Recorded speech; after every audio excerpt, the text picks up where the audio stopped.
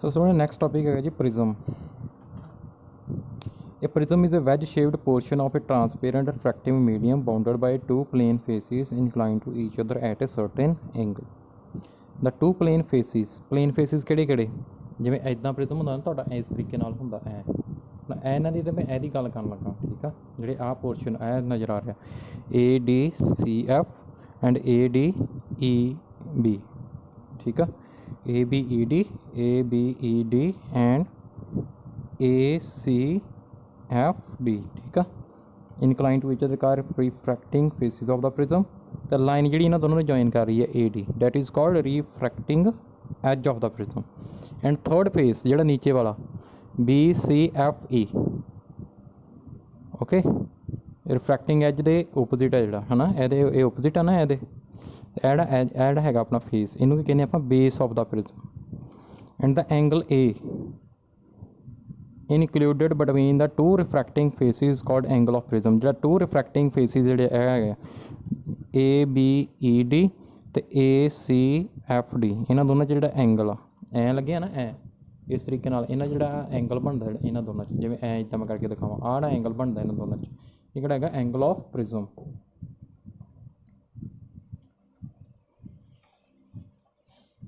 Any section of the prism cut by a plane perpendicular to the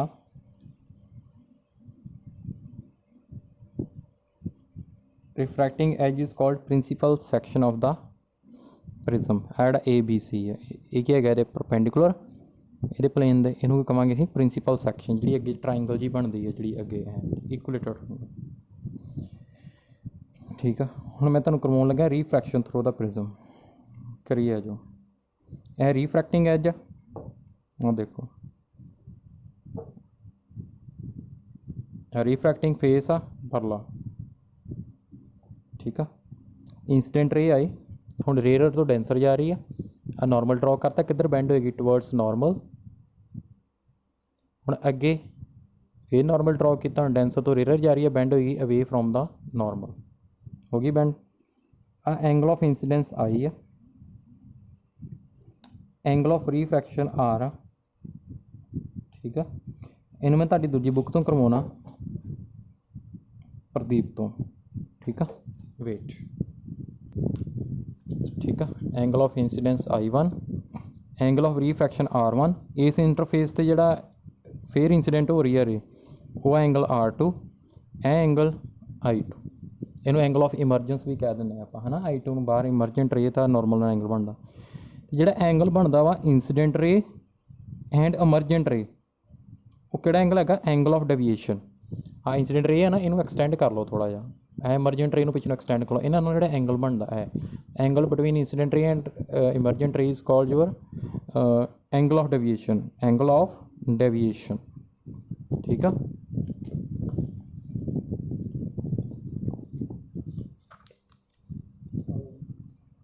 first देखिए angle of deviation किहदे कोल आ रहा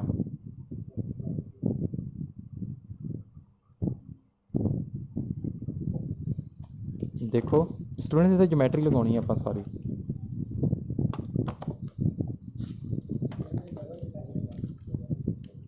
देखो आ triangle नहीं मैं PLM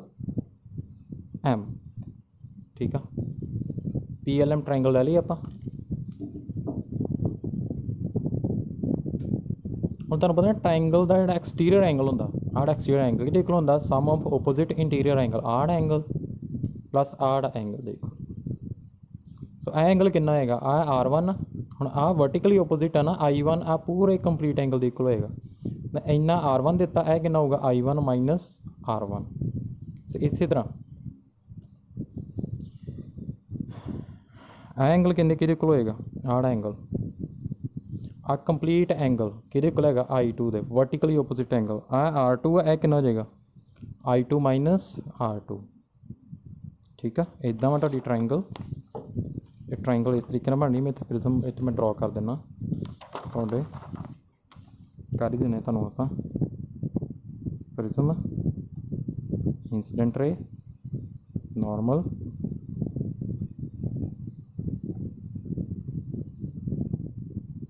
ठीक है।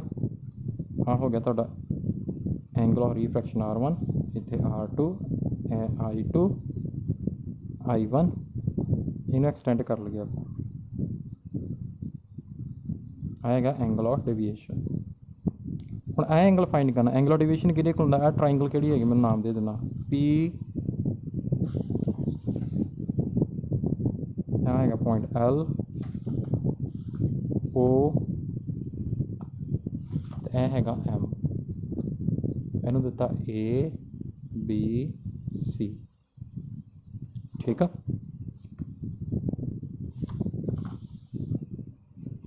हुण देखो हुण डेल आ किहदे कोल होऊगा किहड़े एंगल दी इक्वल होएगा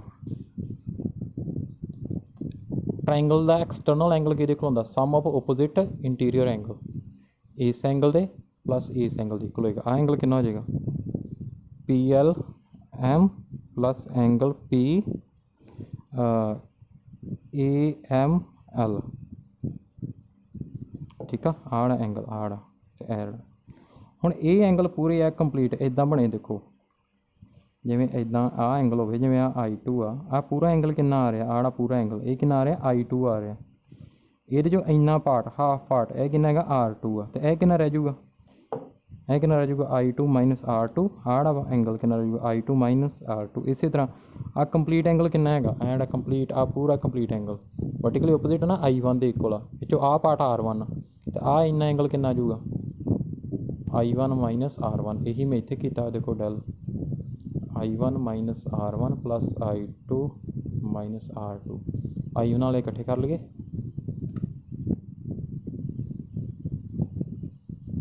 इन्ना आ गया। नैक्सट की है तुहाडा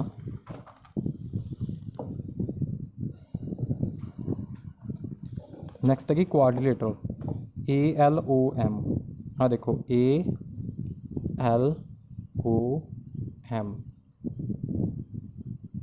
मैं इतने बाहर बना देना क्वाड्रिलेटर कितना नज़र आती है क्वाड्रिलेटरल ALOM सारी जोमैट्री लगनी है होर कुछ नहीं है स्टूडेंट्स ठीक है। की हो जाएगा इदा बना देना मैं ALOM ठीक है। हम क्वाड्रिलेटर ओपोजिट एंगल कितना होंदा देखो क्वाड्रिलेटर ओपोजिट एंगल जिहड़े आ उन्हां दा सम कितना होंदा 180 डिग्री है ना आ पूरा ALO भी लिख सकते हैं ALO ए कितना आ सकता AMO ठीक है। तो आ किहड़ा angle A plus angle O is equal to 180 degree ठीक है। हम दोनों 180 डिग्री के इक्वल दोनों के इक्वेट कर सकता मैं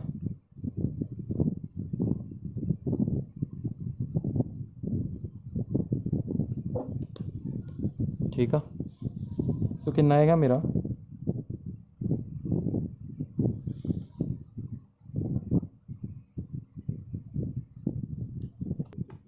स्टूडेंट्स तुहानूं इत्थों तक समझ लग गया ना इत्थों तक समझ लग गया आ फंडा मैं फिर समझाना तुहानूं दोबारा ये इदां देखो जिवें प्रिज्म है ना देखो इधर देखो प्रिज्म मैं तुहानूं इत्थों बुक तो दसदा तुहानूं प्रॉपर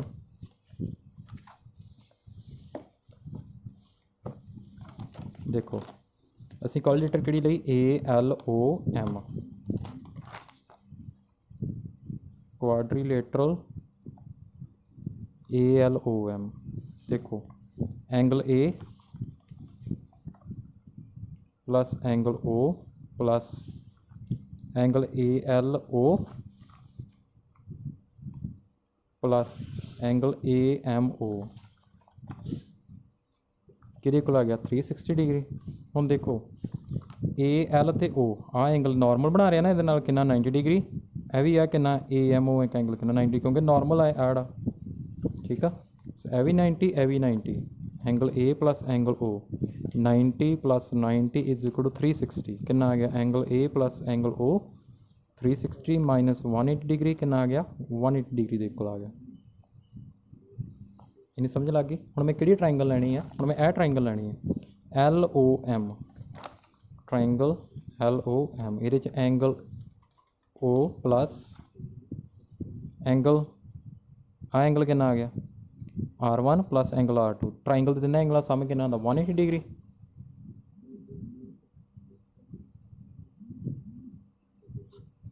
ਹੁਣ ਇਹਨੂੰ ਤੇ ਇਹਨੂੰ ਦੋਨਾਂ ਨੂੰ 180 डिग्री ਦੇ ਇਕੁਅਲ ਆ ਰਹੇ ਨੇ ਦੋਨਾਂ ਨੂੰ ਕੀ ਕਰ ਦਾਂਗੇ ਆਪਾਂ ਇਕੁਏਟ ਇਕੁਏਸ਼ਨ 1 ਐਂਡ ਇਕੁਏਸ਼ਨ 2 ਕੀ ਆ ਜਾਏਗਾ ਤੁਹਾਡਾ angle A plus angle O is equal to angle O plus angle R1 plus angle R2 O cancelled angle is equal to आ गया angle R1 plus angle R2 ये भी equation याद रखनी तुसीं एंगल A किहदे कोल हैगा R1 प्लस R2 दे कोल हैगा ठीक है। होर तुसीं की याद रखना हुण ਇਹ इक्वेशन असीं कर ਲਈ ਇਹ इक्वेशन कर ਲਈ ना ਇਹਦੇ ਵਿੱਚ R1 प्लस R2 ਦੀ ही वैल्यू पुट कर ਦਾਂਗੇ कितनी वैल्यू आई है equal to angle of prism आया ना अपना पुट कर दो तो एंगल ऑफ डेविएशन कितना आ गया है अपना I1 plus I2 minus R1 plus R2 सो ये कितना आ गया I1 plus I2 minus angle of prism ठीक है। सारे फार्मूले याद रखने तुसीं यह भी फार्मूला याद रखना यह भी रखना तो यह भी रखना तिने फार्मूले याद रखने ठीक है जी। स्टूडेंट नैक्सट की है कि जो तुहाडा एंगल ऑफ इंसीडेंस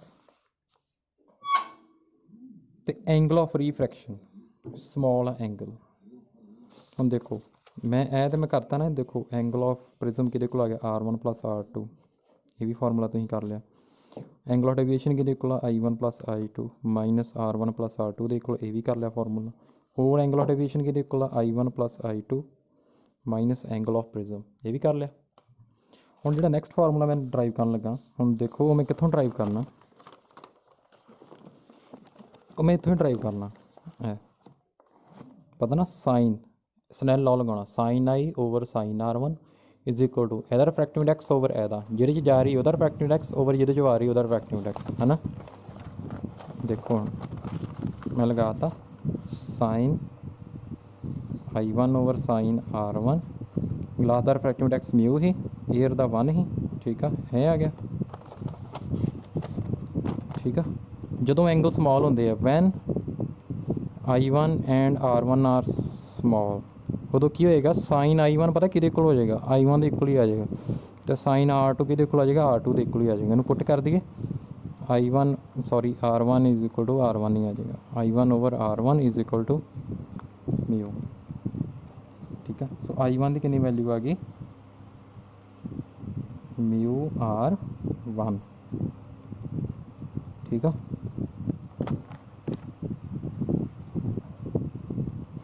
तो जोड़ा I2 तुसीं अगले तो स्नैल लॉ लगाओगे उत्ते कितना sine R2 over sine I2 is equal to refractive index air का ओवर है ना जिहदे जा रही है ओवर रिफ्रैक्टिव इंडैक्स प्रिज्म का पता ना कितना है मैं चंगी तरह समझाया जो स्मॉल एंगल कि आ जाऊगा R2 over I2 is equal to 1 over mu I2 कि आ जाऊगा is equal to mu R2 ये वैल्यू इतने पुट करो ये I1 I2 की जगह डेल कि आ जाऊगा mu R1 plus mu R2 minus A mu common R1 plus R2 minus A तो यह कि इक्वल तुहानूं पहले ही पता आ ए दे इक्वल किया ना हमें देखो ठीक है। सो डेल कि आ गया mu into A minus 1 sorry A into mu minus 1 when angles are small ये उदों लगाना उदा नहीं है फार्मूला लगाना ठीक है जी।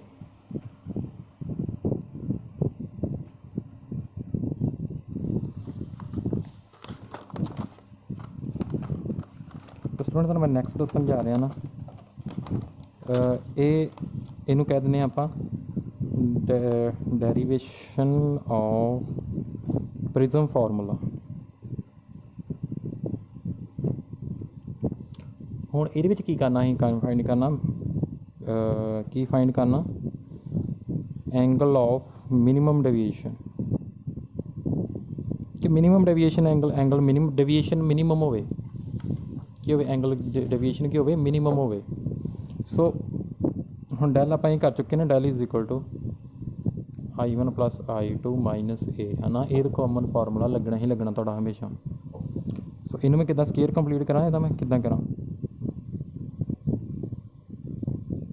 ये मैं स्केयर करके लिख सकदा इदा। हुण इनू स्केयर कंप्लीट कर ली, -2√I1 I2 plus 2√I1 I2 है ना। सो ए ते ए की बन जूगा, √I1 माइनस √I2 ਉਹਦਾ होल स्केयर माइनस ए माइनस प्लस 2√I1 I2। ਹੁਣ angle of deviation minimum angle of deviation है, मिनिमम कदों होगा, ਜਦੋਂ ਇਹ ਕੀ ਹੋਊਗਾ, 0 ਹੋ ਜਾਊਗਾ। ठीक है, so del will be minimum when √I1 minus √I2 whole square is equal to 0। ये whole square equal to 0 है, means √I1 minus √I2 is equal to 0 की आ जाऊगा, I1 is equal to I2 आ जाऊगा। मतलब ਤੁਹਾਡਾ मिनिमम डेविएशन कदों आएगी, minimum deviation मतलब del ਤੁਹਾਡਾ minimum ਇਹਦੀ वैल्यू सब तो घट कदों होएगी, ਜਦੋਂ angle of minimum when angle of incidence is equal to angle of emergence. Angle of emergence है ना I2, हाँ एंगल ऑफ इंसिडेंस तो एंगल ऑफ इमरजेंस जो इक्वल होने तो मिनिमम डेविएशन होएगी।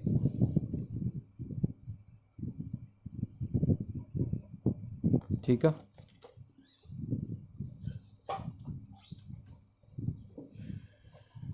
देख लो डायग्राम, आ मिनिमम डेविएशन दी है, उदों I1 तो I2 दोनों क्या होंगे, इक्वल होंगे। जे I1 I2 इक्वल होंगे, ये मिनिमम डेविएशन की कंडीशन ना, जे I1 I2 इक्वल होंगे दैन R1 R2 वो भी क्या होंगे, इक्वल होंगे। एक कंडीशन आ गई मिनिमम डेविएशन की। ठीक है, सो मैं की करना,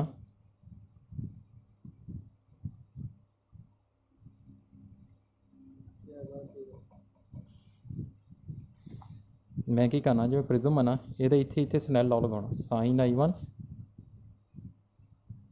over sine R1 equal to refractive index over air दा है ना।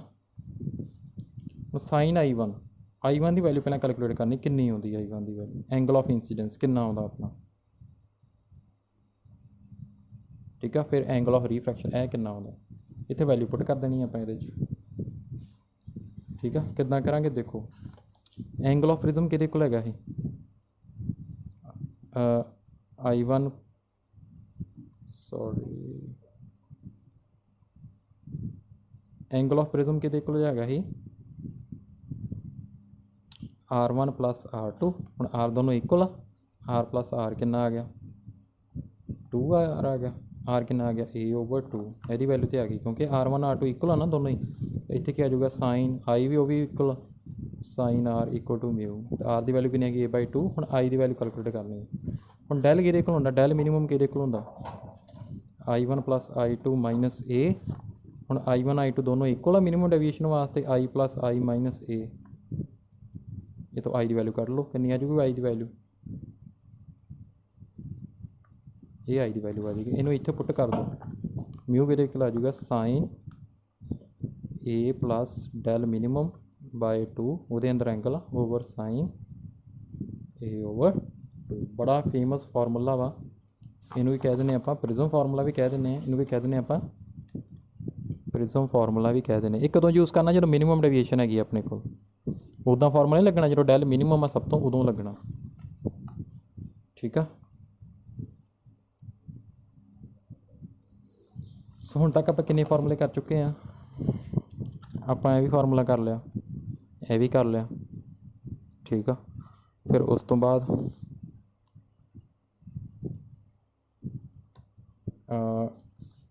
फार्मूला, फिर उस तो बाद फार्मूला, ये कदों लगना, जदों एंगल समॉल है।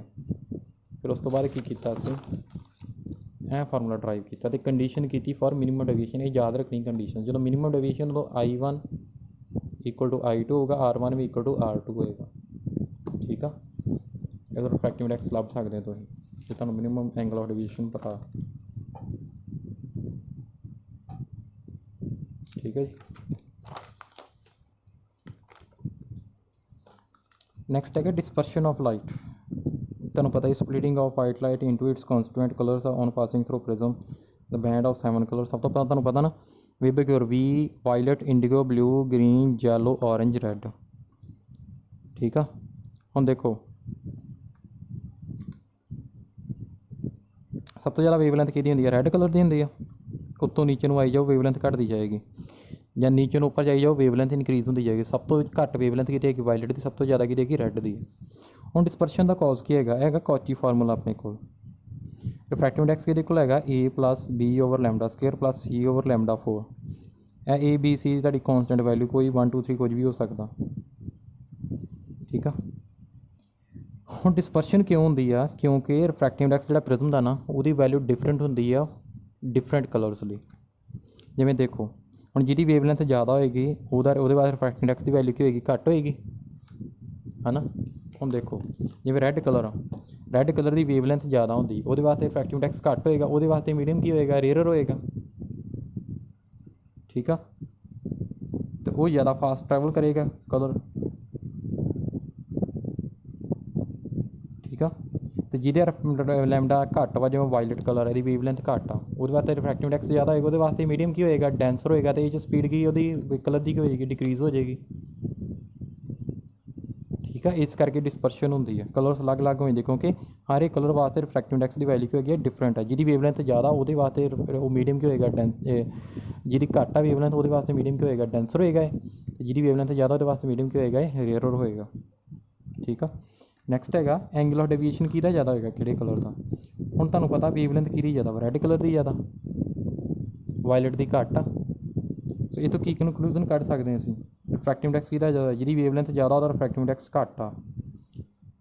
ਲੈਮਡਾ ਦੀ ਵੇਵਲੈਂਥ ਜ਼ਿਆਦਾ, ਇਹਦੇ ਵਾਸਤੇ ਰਿਫਰੈਕਟਿਵ ਇੰਡੈਕਸ ਇਹਦਾ ਘੱਟ ਹੋਊਗਾ, ਵਾਇਲਟ ਦਾ ਜ਼ਿਆਦਾ ਹੋਊਗਾ, ਕਿਉਂਕਿ ਵਾਇਲਟ ਦੀ ਵੇਵਲੈਂਥ ਘੱਟ ਉਹਦਾ ਰਿਫਰੈਕਟਿਵ ਇੰਡੈਕਸ ਜ਼ਿਆਦਾ ਹੋਣਾ। ਲਿਖਤਾ। ਹੁਣ ਆਪਣੇ ਕੋਲ ਡੇਵੀਏਸ਼ਨ ਦਾ ਫਾਰਮੂਲਾ ਕੀ ਹੁੰਦਾ? del is equal to μ - 1 into A। Angle of deviation, angle of prism ਤਾਂ ਸੇਮ ਰਹਿਣਾ ਪ੍ਰਿਜ਼ਮ ਦਾ, ਜਿਹਦਾ ਮਿਊ ਜ਼ਿਆਦਾ ਉਹਦਾ ਡੈਲ ਜ਼ਿਆਦਾ। ਹੁਣ ਮਿਊ ਕਿਹਦਾ ਜ਼ਿਆਦਾ? ਵਾਇਲਟ ਦਾ।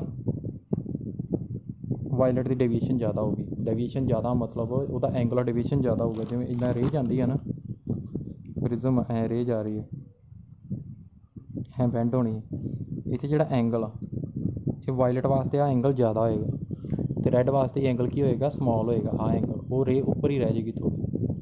ਠੀਕ ਆ, ਸੋ ਡੇਵੀਏਟ ਕਿਹੜਾ ਕਲਰ ਜ਼ਿਆਦਾ ਹੋਣਾ? ਵਾਇਲਟ ਜ਼ਿਆਦਾ ਹੋਣਾ। ਆ ਦੇਖੋ ਇੱਥੋਂ ਪ੍ਰੂਵ ਕਰਤਾ ਸੀ ਵੀ ਉਹਦੀ ਡੇਵੀਏਸ਼ਨ ਜ਼ਿਆਦਾ ਹੋਏਗੀ। ਠੀਕ ਹੈ ਜੀ। The maximum deviation is of violet color, that is why violet color is at the lower end of spectrum। lower end ਤੇ spectrum ਦੇ ਕਿਉਂ ਹੁੰਦਾ ਵਾਇਲਟ?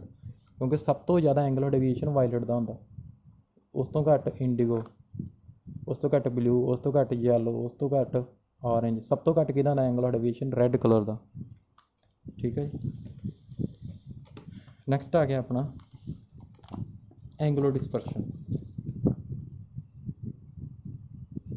ਐਂਗਲੋ ਡਿਸਪਰਸ਼ਨ ਕੀ ਹੁੰਦਾ?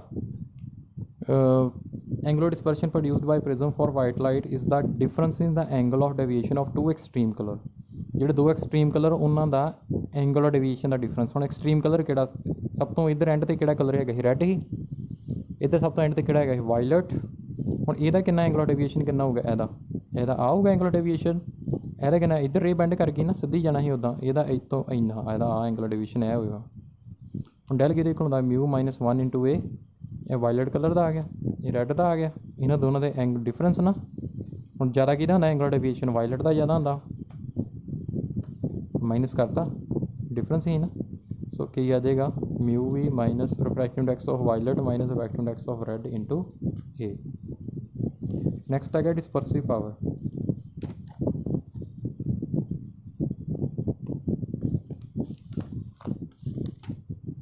ਡਿਸਪਰਸਿਵ ਪਾਵਰ ਕੀ ਹੈਗੀ ਹੈ ਪ੍ਰਿਜ਼ਮ ਦੀ?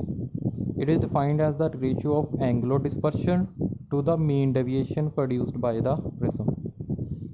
एंगलो डिस्पर्शन तुसीं कर चुके जे की हैगी आ फार्मूला ਉਹਦਾ ਹੁਣ मीन डेविएशन की del is equal to mu minus 1 into A mean deviation ठीक है। सो डिस्पर्सिव पावर तुसीं कैलकुलेट कर लोगे इनू ओमेगा नाल डोनेट करते हैं आप बाकी सारा कटा जाना की करना ਇਹਦੀ जगह वैल्यू पुट कर दो ठीक है यह कटा जाएगा ठीक है। सो डी म्यू क्या डिफरेंस है refractive index of violet and red colour ठीक है जी। सो एंगलो डिस्पर्शन किहदे कोल हैगी आ dispersive power into mean deviation पिछला उन्होंने क्रॉस मल्टीप्लाई करके आ गए ठीक है स्टूडेंट्स।